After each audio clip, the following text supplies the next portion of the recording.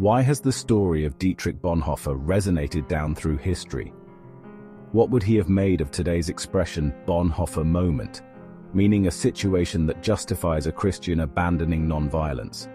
Who was this man of deep thought and even deeper courage, beyond being a Lutheran pastor, writer, musician, and even a secret agent? Bonhoeffer's been called simply a man who loved his country but loved God more, yet also a forerunner of Malcolm X and the Oskar Schindler of espionage. Most ironically, though an anti-fascist martyr, his actions against Hitler have even been cited by some on the far right of politics as an example of morally justified insurrection. Would Bonhoeffer, who was born and died in a Germany racked with change and uncertainty, have agreed? Dietrich grew up in a comfortable intellectual family of education and culture. From a young age, he felt a strong pull towards theology, born of an inward drive to understand God and the world. This path would lead him to become one of the most important Christian thinkers of the 20th century. But his particular brand of faith was not confined to books, churches, and lecture halls. It was a faith that demanded action, a hands-on approach to tackling the world's evils, and therefore a faith that would ultimately lead him into direct conflict with one of the most monstrous regimes the world has ever known. His journey took him from the quiet halls of academia in Berlin to the vibrant streets of New York's Harlem. He learned from different cultures and different people, always seeking to deepen his understanding of the Christian message. Standing with those who suffer, the poor, the oppressed, and the forgotten, became the bedrock conviction of his life. It shaped his preaching, his writing, and his fateful decisions during the dark years of Nazi rule. He lived and died the message that faith without works is dead, a hollow echo of the real thing. To historians, he's an intellectual martyr of conscience who gave his life in the fight against Adolf Hitler. But Dietrich Bonhoeffer was more than just a symbol of resistance. He was a complex, brilliant, and deeply human individual. Let's unpack not only his dramatic story, but his greatest dilemma, which centered on core questions most Bonhoeffer revisionists like to avoid. What if a servant of God, commanded to forgive, and in fact love, even a tyrant, comes to believe that slaying him is the only way to save millions? Can such an act ever be justified or forgiven? Can a Christian condone assassination yet still enter the kingdom of heaven? When Hitler and the Nazis rose to power, fear swept Germany. The church faced a choice: serve the Reich or serve God. Bonhoeffer saw Nazi ideology as a rejection of Christianity. On that basis, he spoke out, risking everything. And he would go on to do more than speak. Yet he would also find choosing to act against Hitler morally complex, and right of becoming lost in a huge masquerade of evil, in which evil appears in the form of light. So just who was Dietrich Bonhoeffer, and what were the forces that had shaped him? Dietrich Bonhoeffer was born in 1906 in Breslau, Germany, into a remarkable family that valued learning, art, and strong moral principles. His father, Karl, was a prominent psychiatrist. His mother, Paula, a teacher of steadfast faith. The Bonhoeffer home was alive with music, debate, and curiosity. Dietrich's keen mind and deep bond with his twin sister flourished in this environment. Lutheran faith and reason both defined him and underpinned the courage to live out his beliefs. But that secure world of his childhood came to be tested during Germany's darkest hour. Dietrich Bonhoeffer's journey to Christian leadership seemed inevitable. It began in 1928 with service as a curate in Barcelona. He spent 1930 studying in New York, and in Harlem encountered a vibrant faith deeply connected to justice for the oppressed. Returning home in 1931, he became both a lecturer at the Berlin University and the student pastor at the Technical University of Berlin. In 1933, Bonhoeffer went to London as a foreign pastor. By this time, his own groundbreaking thesis had taken form, his vision of the church as a living community, existing for others. His travels combined with studies had forged his conviction that true Christianity demanded solidarity with the marginalized and, most consequentially, full engagement with the world.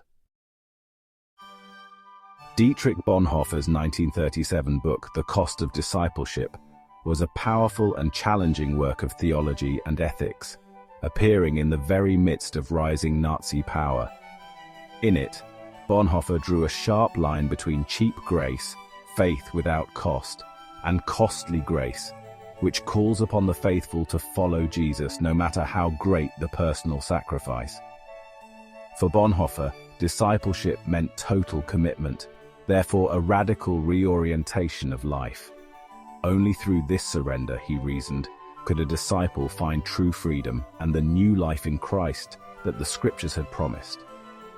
Such biblically grounded, uncompromising views soon set him at odds with the state-run church, which the Nazis had seized control of.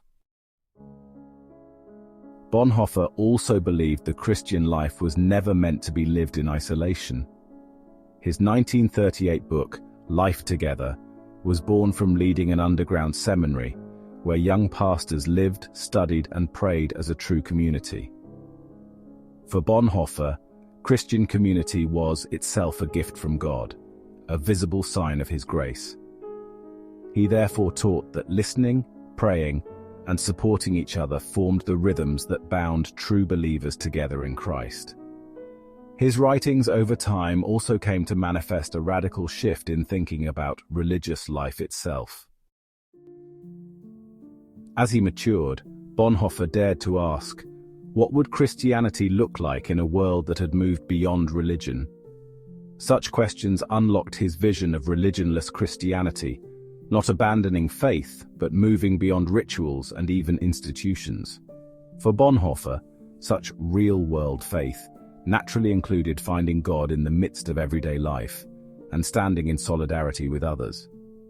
As his deeply considered, theologically founded beliefs further cemented, a head-on clash with the fascism of the Third Reich's New Germany became utterly inevitable.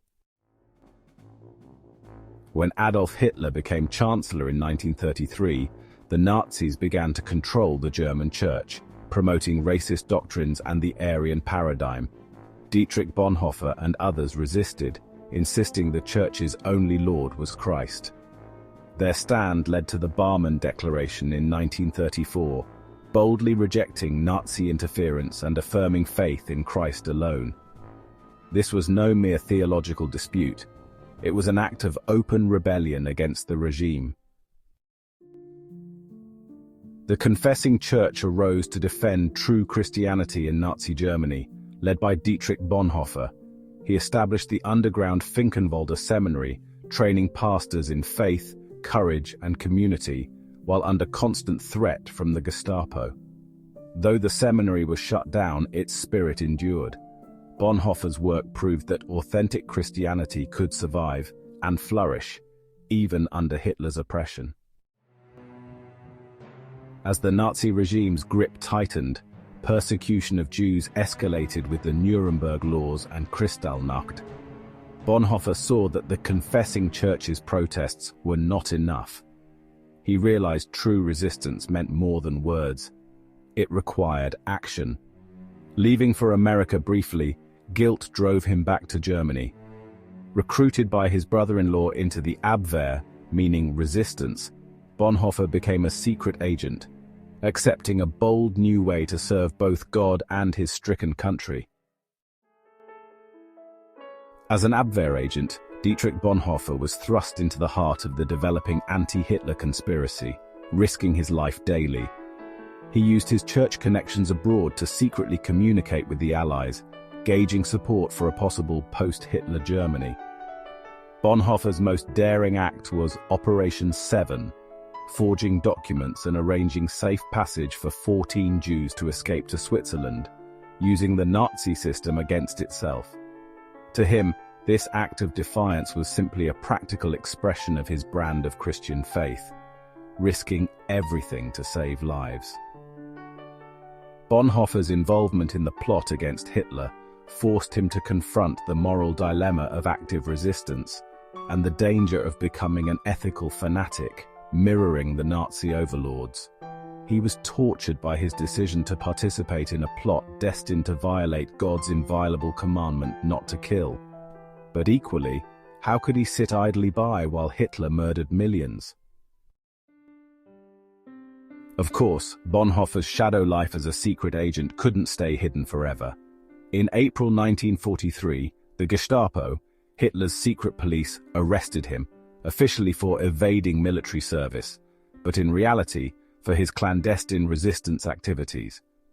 Imprisoned at Tegel, he endured harsh interrogations, but never betrayed his fellow conspirators. Despite the bleakness, Bonhoeffer became a source of hope for other prisoners, offering counsel, prayer, and comfort.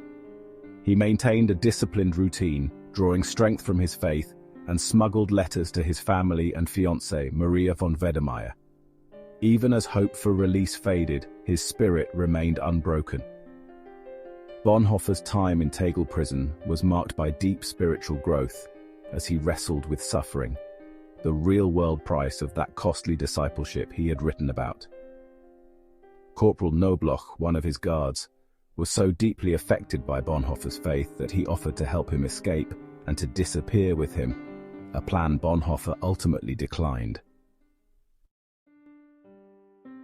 Bonhoeffer's prison writings, eventually published in 1951 as Letters and Papers from Prison, revealed a self-aware soul battling to sustain faith in a world seemingly without God. His letters to family and Maria were filled with longing, hope, and honesty about his struggles. Through poems and reflections, they explored the tension between inner turmoil and outward calm. Bonhoeffer's prison writings would come to exemplify a harshly tested faith that engages the world's suffering with courage and integrity. His legacy is a muscular Christianity that unflinchingly faces reality, offering hope amid despair. When the July 20th bomb plot against Hitler, also known as Operation Valkyrie, ended with 4 killed, 20 injured, but Hitler himself very much alive, Bonhoeffer's fate was sealed. He was transferred from prison to concentration camps, enduring horrific conditions. Even in the final darkness of Flossenburg concentration camp, he comforted fellow prisoners, leading secret worship sessions and radiating peace. In April 1945, with the Nazi regime finally collapsing, Bonhoeffer was sentenced to death by special order from Hitler. On his final night, enduring his own Gethsemane, he led a prayer service, then calmly faced execution, telling a friend, "This is the end, for me, the beginning of life." Hanged outdoors along with 5 others, conflicting reports obscure his last moments. At just 39, Bonhoeffer's life was cut short, and his remains have never been recovered.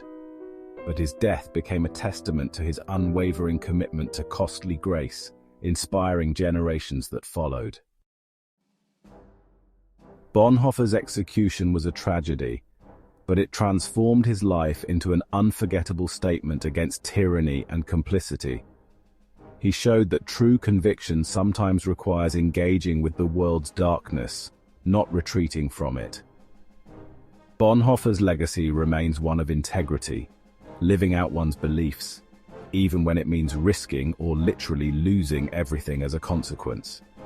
He personified the high ideal that responsible action requires moral courage and personal sacrifice.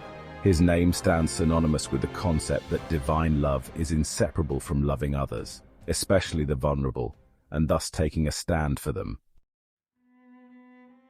Decades after his death, Dietrich Bonhoeffer's voice continues to speak with remarkable clarity and power. His words, smuggled from prison and preserved by friends, and his books, challenge Christian believers to embrace a courageous, authentic brand of faith.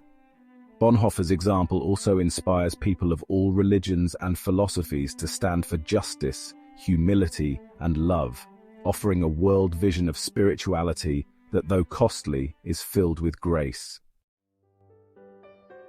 Coming full circle, the real historical Dietrich Bonhoeffer was no self-righteous political type, asserting that inarguable moral outrage can sanctify violence in the eyes of God.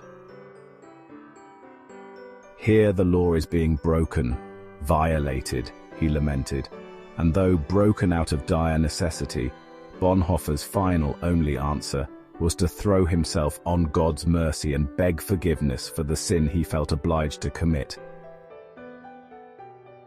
Never did he claim that noble ends justify murderous means. What do you make of Bonhoeffer's response to his dilemma, and how would you deal with it? Please tell us in the comments, and don't forget to like, share, and subscribe to help others experience life class.